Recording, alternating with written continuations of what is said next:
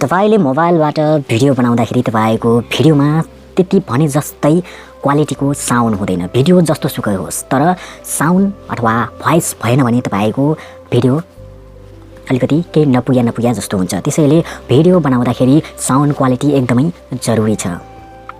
So तपाईसँग video बनाउँदाखेरि तपाईसँग माइक हुँदैन हैन। अब जस्तै अब तपाई ब्लगिङ गर्दाखेरि त्यतिकै मोबाइलबाट यस्तो खिच्नुहुन्छ हैन। खिचिसकेपछि त्यति क्वालिटीको तपाईको भिडियोमा साउन्ड हुँदैन। त्यसैले सो त्यसलाई एडिट गर्नुपर्ने हुन्छ। त्यसको लागि तपाईले बोया एमन माइक्स तपाईसँग छ भने ठिकै छ हैन। अब छैन भने त्यसको लागि तपाईलाई म सानो एउटा टिप्स सिकाउन गइरहेको छु। आफ्नो आवाजलाई इको हैन लाउडली कसरी बनाउने ती कुराहरु आज म यस भिडियो मार्फत तपाईलाई सिकाउने छु। त्यसको लागि तपाईले एउटा एप्लिकेसन डाउनलोड गर्न पर्ने हुन्छ। त्यो एप्लिकेसनको नाम हो लexis अडियो एडिटर। त्यसमा तपाईले आफ्नो साउन्डलाई इको बनाउन सक्नुहुन्छ हैन। त्यसपछि ब्यास हैन डुम गर्ने बनाउन सक्नुहुन्छ। इको हेलो हेलो हेलो त्यस्तो किसिमको बनाउन सक्नुहुन्छ। नोइजहरु हैन तपाईको पछाडीको आवाजहरु बढी आइरहेको छ भने त्यसलाई कन्ट्रोल गर्न सक्नुहुन्छ।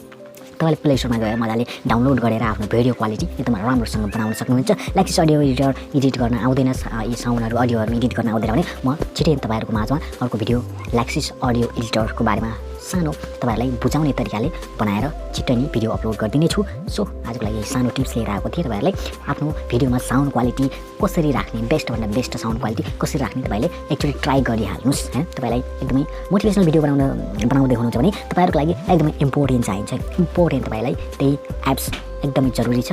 त्यसैले तपाईले त्यसलाई एकचोटी युज गरेर हेर्नुस्। मन परेको मन नपरे हटाइदिनुस् हो किन। ओके आजलाई यही सानो टिप्स। Bye bye.